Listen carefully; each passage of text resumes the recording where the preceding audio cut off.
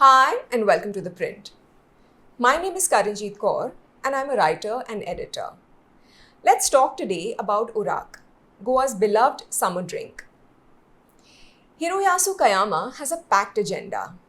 Japan's greatest bartender's pinned post on Instagram is a hand-drawn calendar indicating close dates for his universally toasted Bar Benfidik in Tokyo.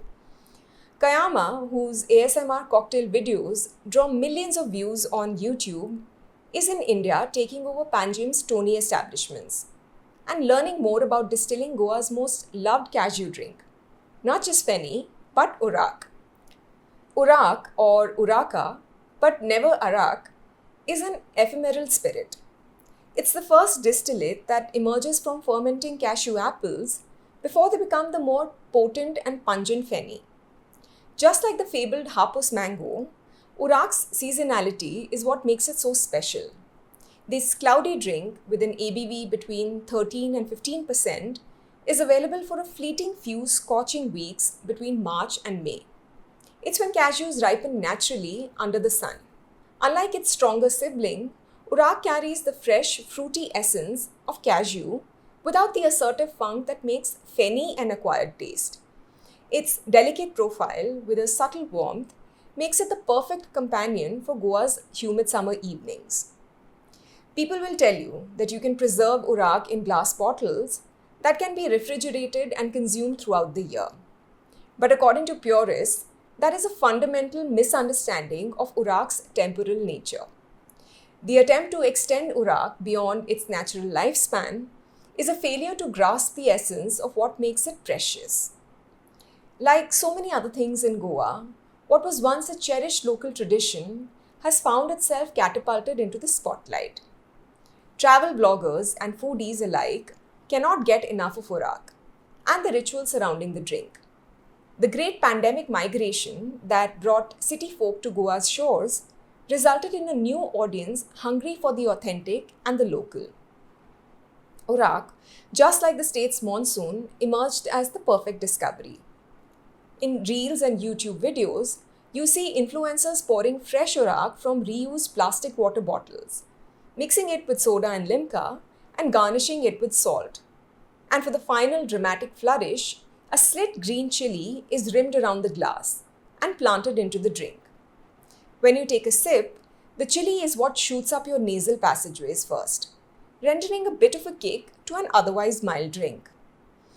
As Urak has found a wider audience, it has also come to represent a point of contention. Some Goans insist that the chili is a recent addition, an influence of tourists over yet another aspect of the state's cultural life.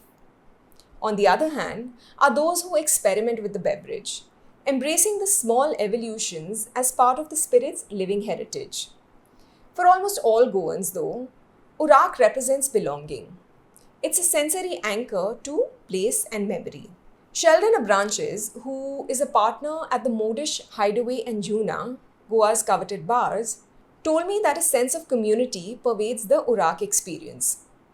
Friends arrive at a party with their prized batches, each slightly different, and they don't disclose their sources.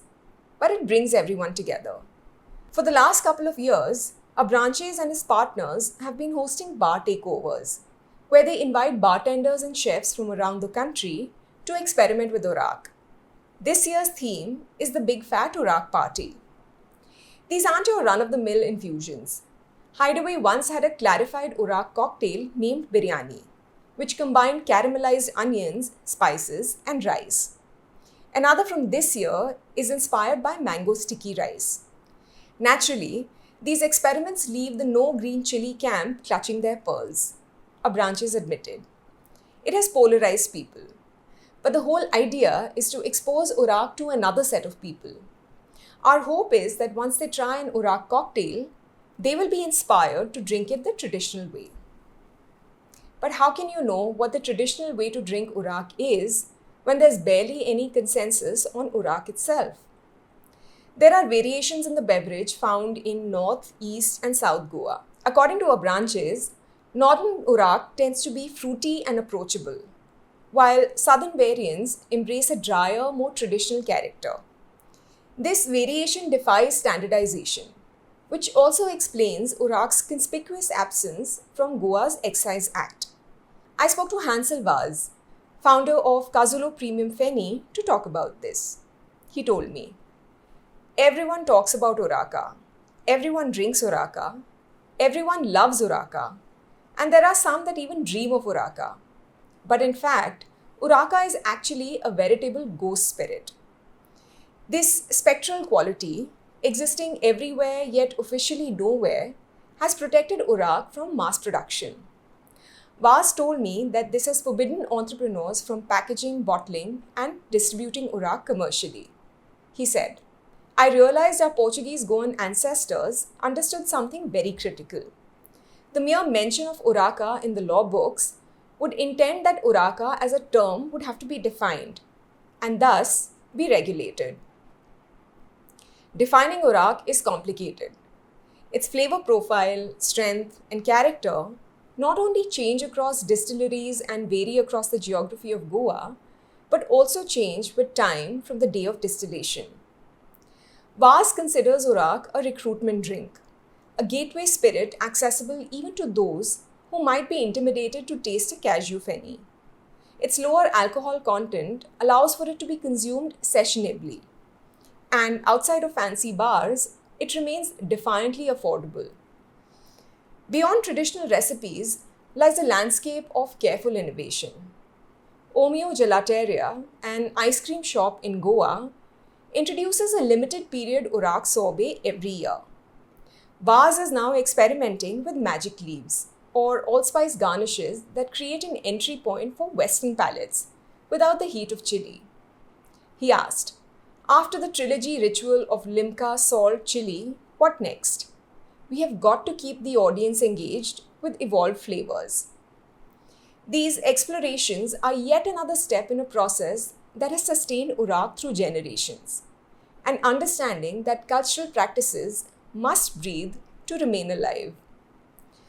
Vaz has been taking Kayama and other acclaimed Japanese bartenders to distilleries, introducing them to the culture of Urak and Feni. Kayama's interest in the drink is a recognition that certain traditions carry weight in their resistance to standardization. As he prepares to introduce Urak to his patrons in Tokyo this April, Kayama will be a participant in a centuries-old conversation. And in Urak's journey from Goan tavernas to Tokyo's elite bars, a truly local symbol gradually becomes universal, not through mass production, but by remaining exactly what it is and has always been.